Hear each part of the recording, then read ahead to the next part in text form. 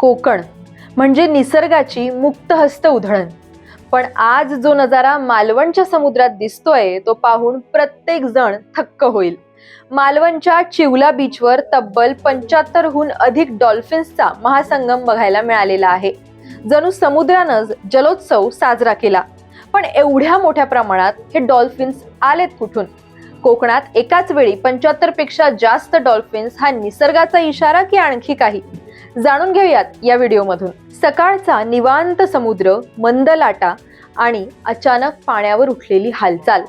मालवणच्या चिवला बीचवर समुद्रानं जणू आपलं गुपितच उलगडलं.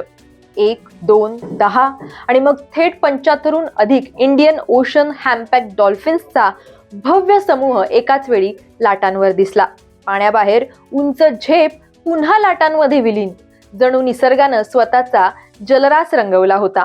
सागरी संशोधक डॉक्टर विशाल भावे आणि त्यांची टीम सरगॅमस या समुद्री शैवाल प्रकल्पाचे सर्वेक्षण करत असताना हा क्षण कॅमेरामध्ये कैद झालाय. ड्रोननं उंचीवरून पाहिलं आणि लक्षात आलं हा केवळ समूह नव्हता तर एक भला मोठा ताफा होता.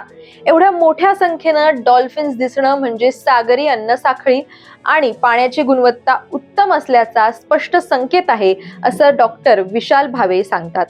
मॅग्रोव्ह अँड मरीन बायोडायव्हर्सिटी फाउंडेशन यांच्या माध्यमातून आणि सहकार्यानं सुरू असलेल्या अभ्यासादरम्यान सापडलेला हा महाकळप म्हणजे कोकणच्या सागरातला जिवंत खजिनाच मानायला हवा. डॉल्फिन्सचा इतका मोठा समूह एकाच वेळी दिसणं ही दुर्मिळ गोष्ट मानली जाते. निसर्गप्रेमींसाठी हा थरार, पर्यटकांसाठी आयुष्यभराची आठवण आणि संशोधकांसाठी अभ्यासाचा नवा अध्याय हा मानला जातोय.